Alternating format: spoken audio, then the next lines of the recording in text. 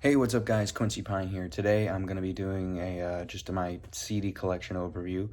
I'm going to be showing you guys all of my CDs. So, yeah, uh, let's get into it. Okay, we're going to go through all 30-something of my CDs, so this might be a decently long video. Number 1, Alice in Chains' Dirt. Came out in 1990-something. I don't remember, but yeah, this is a really good album. I was really into Alice in Chains for a while.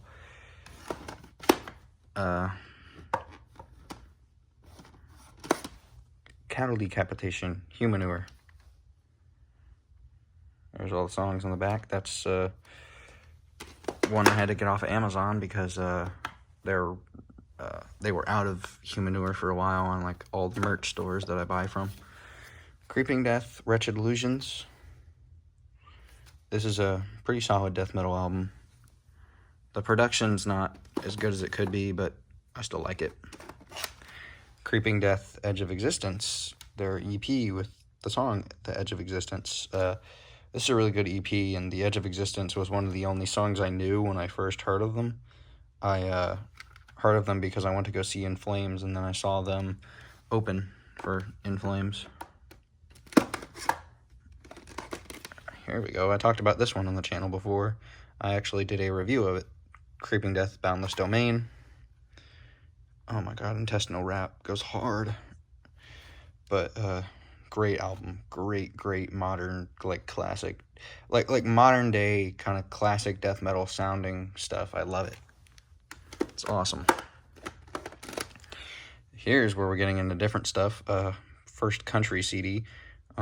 Darius Rucker, Carolyn's Boy. This is one of those ones where I just find it at the store and I'm like, I want this, so I just got it. Here's some classic rock. You got The Doors, Strange Days.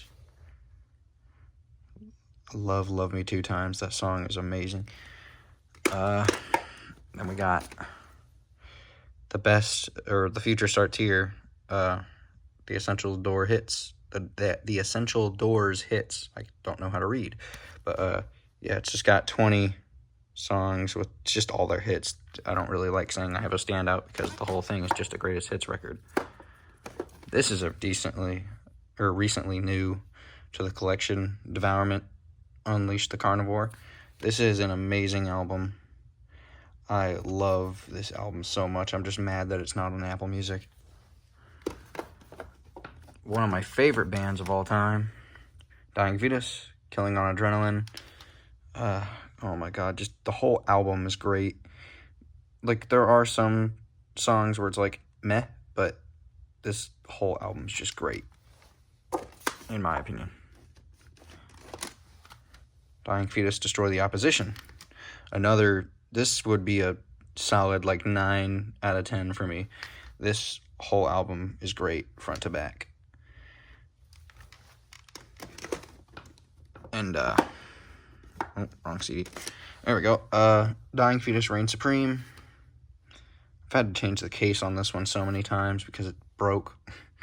But, yeah.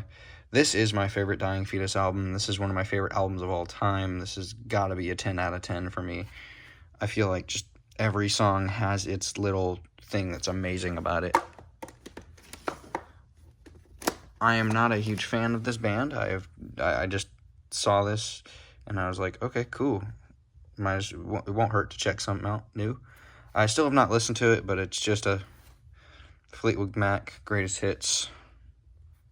The font's really small. This one's kind of weird, but the Forrest Gump soundtrack just has a bunch of songs that were used in the movie. Focus, damn it. There we go. Just a bunch of songs that were used in the movie. Hootie and the Blowfish, cracked review, which, funny thing about this one, there's a crack on the front.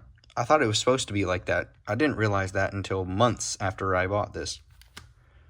But, yeah, there's all the songs. And there's them on the back, too. And here is my favorite Hootie album, Hootie and the Blowfish, Looking for Lucky. This is my personal favorite Hootie and the Blowfish album. In my opinion, you can never go wrong with State Your Piece to Start Your Day. That is an amazing song to wake up and just listen to. I will never get over this album. This is as sure as hell a 10 out of 10 for me. Now we're getting back into metal. Korn, Life is Peachy. This is my personal favorite Korn album. I'm not the biggest Korn fan, but I really like their earlier stuff. I'm not a huge fan of Follow the Leader. I mainly just like their self-titled and Life is Peachy. Got Marvin Gaye love songs. It's just a bunch of Marvin Gaye love songs. It's that simple.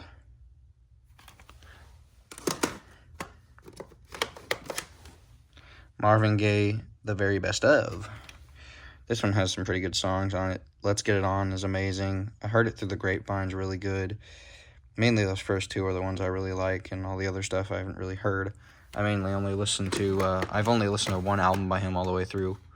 This one I do not have the original case for, but it's Rascal Flatts. Rascal Faults? I don't know how you say that. But it's just greatest hits. I mainly wanted it just because of Life is Highway.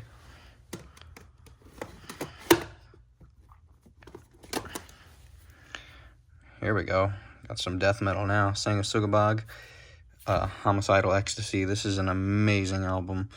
They are a great band. I just like they have an interesting following. I don't really know how to explain it, but I really like them. They're really good. This is another album that would probably end up somewhere close to at least my top 10. Feeling Strangely Fine by Semisonic. This album is amazing. And there's all the songs. Most people probably only know them for their song Closing Time, because I will even admit they are a one-hit wonder. But I don't care. Here's Tool Lateralis. There's the back with the cover on it still, and then there's the cool looking dude. There's the back. I'll deal with putting that one back later. Tyler the Creator, Wolf. This is we're gonna be talking about Tyler the Creator for a good minute because I have a decent amount of CDs from him. Tyler the Creator, Flower Boy. Tyler the Creator was the first artist I really started legitimately collecting CDs for. Igor. This is definitely on my top 10, maybe even one of my top 5 albums of all time. And I know that's really cliche because a lot of people are like, oh, this album's a masterpiece. Igor is a masterpiece, but I also feel like Wolf and Goblin do not get as much attention as they deserve. But Call Me If You Get Lost came out in 2021, I'm pretty sure, yeah. But yeah, this is also a really good album. I wouldn't say I like it as much as Igor or Wolf, but I still really like this album. Okay, that's all the Tyler the Creator I have. Now we're going to be talking about U2. U2 War.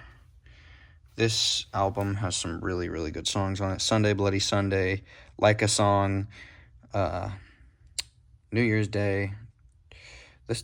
Most of this album is really good. Here's the album most people know them for, The Joshua Tree.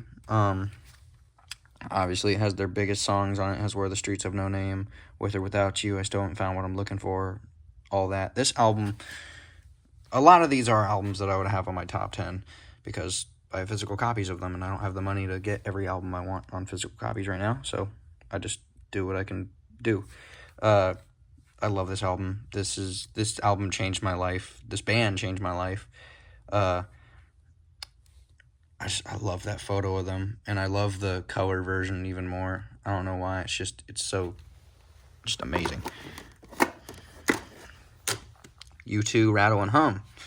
I also have a DVD of this, but I don't have it right now. But I have a DVD of it somewhere. There's all the songs. Desire, Hawkmoon. I don't know. I can't. 269. I think that's the numbers. I can't read it.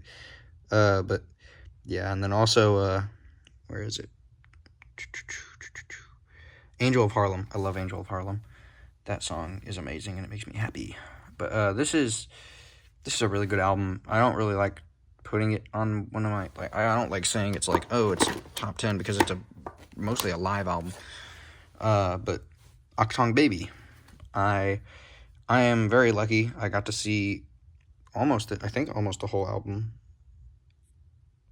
album live at the Sphere in December of like 2023 or something.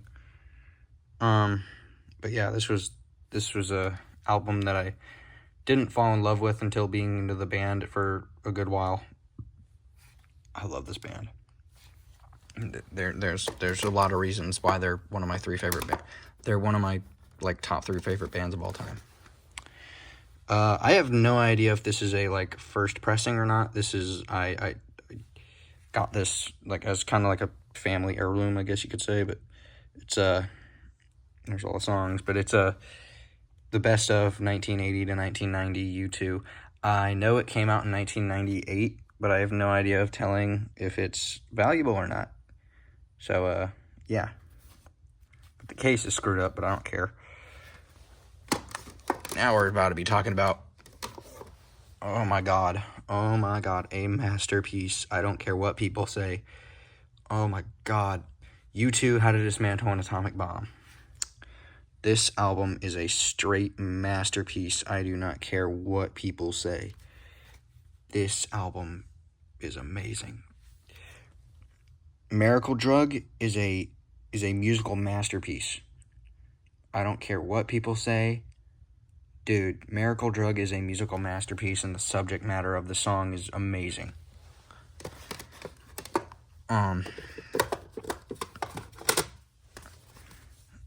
Vitalogy, Pearl Jam. It doesn't fit on the other shelves, so I just stuck it at the bottom. But this is the only Pearl Jam CD I have right now, but yeah. Pearl Jam, Vitalogy. There's all the songs on the back. I might as well just lump this in, because I only have one. But, Gatecreeper, Dark Superstition cassette. Oh, other way.